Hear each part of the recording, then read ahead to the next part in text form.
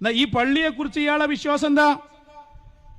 ഈ പള്ളി ഉണ്ട് എന്ന് പറഞ്ഞ ആൾക്കാരുടെ അടുത്തുനിന്ന് പൈസ പിരിക്കാൻ നേരത്ത് ഇയാൾ പറയുന്നുണ്ട് ജിഷാനുമായിട്ടുള്ള സംസാരത്തിൽ, അല്ലെങ്കിലും അങ്ങനെ ഒരു പള്ളി ഉണ്ടാക്കാൻ ആരാ തീരുമാനിച്ചേ? ഇവരങ്ങളൊന്ന് മനസ്സിലാക്കാനാണ് ഞാൻ ആദ്യകാലത്തെ ക്ലിപ്പ് കൊണ്ടുവരുന്നത്. കേട്ടോളൂ, അദ്ദേഹം ആ പള്ളിയെക്കുറിച്ച് നേരത്തെ പറഞ്ഞ്. അത് ഇതിന്റെ ഒരു കാരണം ഇങ്ങനത്തെ സംഭവങ്ങളിലൊക്കെ നിങ്ങളോട് പറയുന്നത് വളരെ പുറത്തു പറയണ്ട, നമ്മൾക്കൊക്കെ ഉള്ള ഒരു സംഗതി, ഉസ്താദ് ഇങ്ങനത്തെ കാര്യങ്ങള് സ്വകാര്യ മേഖലയിൽ തീരുമാനിച്ച് ഇത് വിഷയങ്ങളാവുമ്പോഴാണ് നമ്മളെല്ലാം ഏറ്റെടുക്കേണ്ടി വരുന്നത്. അതല്ലെങ്കിൽ ഇങ്ങനത്തെ വിഷയങ്ങൾ ഒരു കൂടിയാലോചന നടത്തണ്ടേ? തീർച്ചയായും. ഞാൻ ഉസ്താദിനോട് ചോദിച്ചു, ഇങ്ങനത്തെ ഒരു പള്ളി ഉണ്ടാക്കാൻ എവിടുന്ന ഉസ്താദ് തീരുമാനിച്ചു ചോദിച്ചു. ഇത് ആര് തീരുമാനിച്ചാ? നമ്മളെല്ലാരും പറഞ്ഞിട്ടപ്പോ അങ്ങനെ കൂപ്പണായിട്ട് കണ്ടപ്പോ നമ്മൾ അറിയണേ ഇത് എവിടുന്നായി തീരുമാനിച്ചു, ആരാ ഇതിന്റെ ആൾക്കാര്? ഞാൻ പറഞ്ഞു ഇങ്ങനത്തെ ഒരുപാട് വിഷയം ഇതൊക്കെ അവസാനം വരുമ്പോ സംഘം ഏറ്റെടുക്കേണ്ടി വരിക. ചേകനൂർ വധക്കേസ് ഞാൻ പറയട്ടെ, അത് പോട്ടെ. പള്ളി വിഷയമുണ്ടല്ലോ, ചേകനൂർ വധക്കേസ്. ഈ വധക്കേസ് എങ്ങനെ ഉസ്താദിന്റെ പരിധി വന്നത്? ഇതിനുള്ള കാരണം ഇവിടുന്ന് ഉണ്ടായി? ഇതിന് ഉത്തരവാദിത്തങ്ങൾ ആരാ? ഇങ്ങനത്തെ ഒരുപാട് വിഷയങ്ങളുണ്ട്. അപ്പൊ അതിനൊക്കെ കാരണം എന്ന് വെച്ചാൽ ഉസ്താദിനെ അങ്ങനെ മസ്കിട്ട് സോപ്പിട്ട് കാര്യങ്ങൾ നേടാൻ വേണ്ടി കുറച്ച് കൗമുണ്ട് അവിടെ. അവരിങ്ങനെ ഓരോരോ കൊണ്ടുണ്ടാക്കി കൈ കൊണ്ട് ഉസ്താദിന് ചാടിക്കും. അവരായി ഇതിന്റെ പിന്നില്. ഇപ്പൊ ഇതിന്റെ അപ്പൊ നൂറ്റാണ്ടിലെ വലിയ ആലിമിന്റെ ഗതിയാ പറഞ്ഞ് കുറെ ആള് കൂടിയിട്ട് ഒരു കുഴി ഉണ്ടാക്കി അതിൽ ചാടിക്കാൻ അപ്പൊ ഉസ്താദാണ് ചാടുന്നു.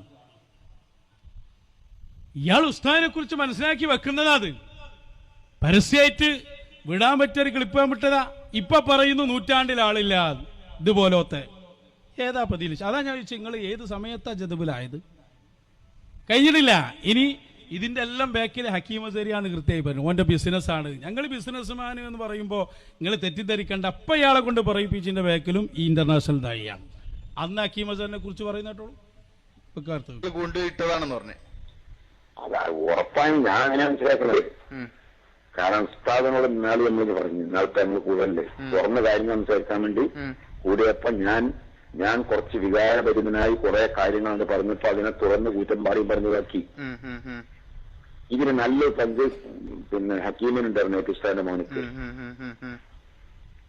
ഇങ്ങനത്തെ ഈ പ്ലാനുകളൊക്കെ ചെയ്യുന്നത്, ഈ പ്ലാനൊക്കെ ചെയ്തിട്ട് ഏതെങ്കിലും ഒരു ഇദ്ദേഹോ അല്ലെങ്കിൽ ഏതെങ്കിലും ആളെ കൂട്ടുപിടിച്ച് പ്ലാനൊക്കെ തയ്യാറാക്കി ഉസ്താദിന് ഉപയോഗിപ്പിക്കുമ്പോൾ ഉസ്താദാൻ റെഡി പറയും. അപ്പൊ പിന്നെ വിഷയമായി. അങ്ങനെ പുറത്തെല്ലാം കൂടി പ്രശ്നമായി ഒച്ചപ്പാടായി. അപ്പോഴാണ് പിന്നെ സംഘടന ഏറ്റെടുക്കേണ്ടത്. പിന്നെ അപ്പൊ സംഘടന സലീക്കാതൊക്കെ വരിക, സംഘടന വരിക. അപ്പൊ നമ്മളങ്ങ് ഉസ്താദിനോട് പറഞ്ഞു, ഉസ്താദ് ഇതൊക്കെ സംഘടന ഏറ്റെടുക്കണമെങ്കിൽ സംഘടനക്ക് ഇതിൽ പങ്ക് വേണ്ടേ?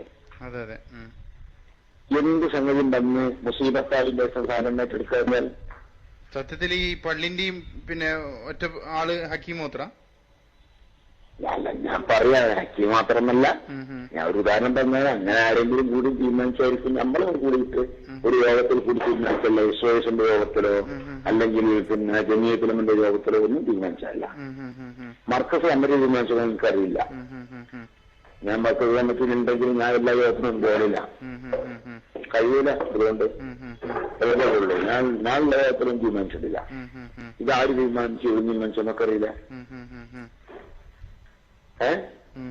പിന്നെ വേറെ മറ്റേ എന്താ ഒരു ചുറ്റി പറഞ്ഞല്ലോ, ഇതിന്റെ പള്ളിനോട് ചുറ്റും അതിലേക്ക് ഷെയർ പറഞ്ഞുകൊണ്ട് ഒരു സിറാജിന്റെ ഫുൾ പേജ് പരസ്യം ഉണ്ടായിരുന്നല്ലോ.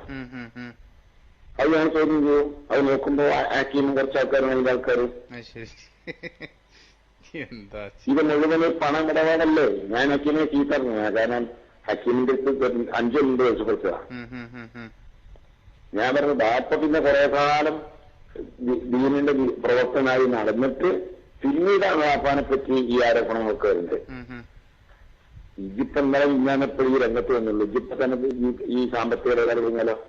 അതാണ് ഹക്കീം അസറിനോട് പറഞ്ഞു, ഇപ്പൊ മിനിയാന്നുണ്ട് വിരുന്ന് ഇറങ്ങിയിട്ടേ ഉള്ളൂ, അപ്പോഴേക്ക് സാമ്പത്തിക ആരോപണം ഈ ജാതി ബിസിനസ്മാൻ ആയിട്ട് നടക്കുകയാണോ ഇതിന്റെ പിന്നിലൊക്കെ ഇത്തരം ശക്തികളാണ്. ഞാനതിനൊന്നും അംഗീകരിച്ചിട്ടില്ല.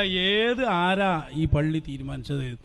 മദീനത്തെ പള്ളി ഉസ്സിസല തഖ്വാന, തഖ്വന്റെ മേൽ അടിത്തറയിടപ്പെട്ട പള്ളിയാണ്. ഇപ്പള്ളിയോ ഉസ്സിസ അല ശക്കി വൽ കുഫ്ർന, നിഷേധാണല്ലോ ഇയാൾക്കുള്ളത്. അതുകൊണ്ടാണല്ലോ ഇതിനെ ചോദ്യം ചെയ്യുന്നത്. അതുപോലെ തന്നെ ശക്കും ഇതിന്റെ മേലിലാണെന്നാണ് ഇയാളെ വിശ്വാസം. എന്നിട്ട് അദ്ദേഹമാണ് അവിടെ പോയിട്ട് എന്ത് പറയുന്നത്? ഇത് മദീനത്തെ പള്ളിയാണ്, അതുപോലെയാണ്. നോക്കൂ നിങ്ങൾ, എത്ര വലിയ ഇരട്ടത്താപ്പ. ഇനി അവിടെ പോയത് ഏത് സദസ്സിനാ പോയത്? ഷൈർ മുബാറക് അടക്കമുള്ള ആധാറുകളുടെ പ്രദർശനത്തിൽ. അതിനെക്കുറിച്ച് ഇയാളെ വിശ്വാസം എന്താ? അതും ജിഷാൻ എന്നെ ചോദിക്കുന്നുണ്ട്. ജാലിയവാല മർക്കസിൽ വന്നിട്ടുണ്ടല്ലോ. അങ്ങനെ വന്നോ? വന്നു എന്ന് മാത്രമല്ല, ജീലാനി ഷെയ്ഖിന്റെ ഷൈർ മുബാറക്കേറ്റാ വന്നത്. അപ്പൊ ഒരു ചെറിയുണ്ട്, വന്നതന്നെ തീരുമാനമായിട്ടില്ല, എന്നിട്ടാ വേറൊന്ന്. ഇതൊക്കെ ആരെക്കുറിച്ചാ പറയുന്നത്? അഷ്റഫുൽ ഖൽഖ് സ്വല്ലല്ലാഹു അലൈഹി വസല്ലമ തങ്ങളുമായി ബന്ധപ്പെട്ട്. എന്നിട്ട് ഇങ്ങനെ ഞെളിഞ്ഞു കുത്തർന്ന് സംസാരിച്ചാൽ ബാക്കി ഇതിന്റെ പുറം മുഴുവൻ ഞങ്ങളെ കയ്യിലുണ്ട്. അല്ലെ എടുത്ത് പുറത്തോട് ഞങ്ങൾ പറയുമ്പോ ശ്രദ്ധിച്ചു പറഞ്ഞോളണം. ഒറ്റൊന്നും കൂടി വെച്ചു കൊടുക്കണ്ട. എല്ലാ ഉസ്താദ് ഇതെവിടെയല്ല പോയിട്ട് എത്തി? ഈ മനുഷ്യന് മർക്കസിൽ വന്നിട്ടുണ്ടല്ലോ ഉസ്താദ്, അറിയണേ? ഇല്ലല്ലോ. ആര്? ഈ ജാലിയവാല മർക്കസിൽ വന്നിട്ടുണ്ട്. എന്ന്? ഇയാള് മെഞ്ഞാന്ന് എത്തിയത്. എന്നോടാരും പറഞ്ഞിട്ടില്ല. ഇയാൾ എത്തിന്ന് മാത്രമല്ല, ഒരുപാട് ഞാൻ ഉസ്താദിന് പറയാൻ കുറെ വിഷയമുണ്ട്. ഒന്നാമത്തെ ഉസ്താദ് പകൽ വിളിക്കുമ്പോൾ സെവക്കില് എപ്പോഴും രാത്രിയാണെങ്കിൽ ചിലപ്പോ ഉറങ്ങിപ്പോന്ന പേടിച്ചിട്ടാണ് ഞാൻ ലേറ്റ് ആയിട്ട് വിളിക്കുന്നത്. ഇയാള് വന്നത് ആര് കൊണ്ടാന്ന് ഞാനറിയില്ല. ഹക്കീമാണ് വേണ്ടതൊക്കെ ചെയ്തു കൊടുത്തതെന്നാണ് ഞാൻ കേട്ടത്. ഇല്ല ഉസ്താദ് സ്ഥലത്തില്ല എന്നാണ് എന്റെ അറിവ്. അപ്പൊ ഇയാള് വന്ന തന്നെ പിന്നെ ഒരു മുടിയായിട്ടാ പോലെ വന്നത്.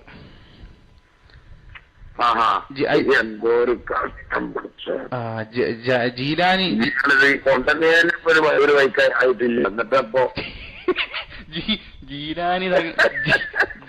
ജീലാനി തങ്ങളെ മുടിയൊന്നും പറ്റാണ്, പിന്നെ ഷെയ്ഖ് ജീലാനി തങ്ങളെ മുടിയൊന്നും പറ്റാണ് ഈ എളുപ്പം കൊണ്ടാണ്. എന്നിട്ട് അയിമേൽ കുറെ ആള് അതിനേക്കാളിപ്പം വലിയ സങ്കടം അതുണ്ട്. അത് ഒരുപാട് ടൈമുള്ളതാണ്. കാരണം സ്വന്തം ആളാ വിളിക്കണ്. എ പി ഉസ്താദ് എവിടെയെന്നൊക്കെ ജിഷാന അറിയാം, പൊന്മുളക്കാള്. നിങ്ങൾ മനസ്സിലാക്കണതിന്റെ അവസ്ഥ. ഇത് മുഴുവനും ഷൈർ മുബാറക്കിനെതിരാണ്. അത് ആദ്യം വലിച്ചു പുറത്തിട്ടിനാണ് നമ്മളോട് മൊത്തം പ്രശ്നമാക്കിയത്. ഈ ആദ്യ മുനാഫിക്കീങ്ങളെ നിർത്താൻ പറ്റുമോ? ആ ദൗത്യമാണ് നമ്മൾ അന്ന് നിർവഹിച്ചത്.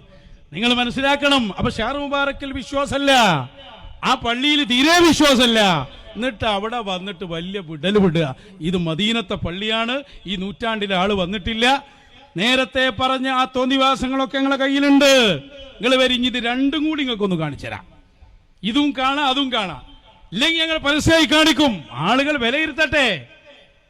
ഇനിയിപ്പോ മദീനത്തെ പള്ളി എന്ന് പറഞ്ഞ പള്ളിന്റെ മുമ്പിൽ നടക്കുന്നത് എന്താ? അന്ന് കാണിച്ചു കൊടുക്ക്. വലിയ സംഭവമാണല്ലോ നടക്കുന്നത്. വെക്കട്ടെ. നമ്മളെ പള്ളിയും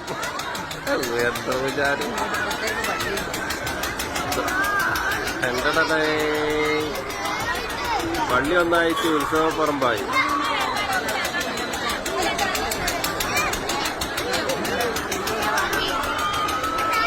പള്ളി മൊത്തം പൂരപ്പറമ്പായി.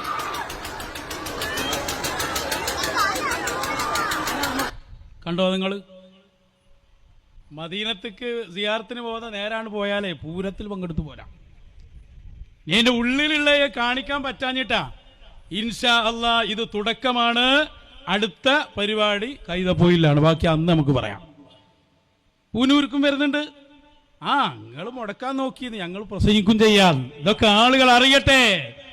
മറുപടി ഉണ്ടെങ്കിൽ മറുപടി പറയ്. ഈ ഇരട്ടത്താപ്പ് ആളുകൾ കാണട്ടെ. നിങ്ങൾ ആളുകളോട് പറയുന്ന പച്ച കള്ളങ്ങൾ.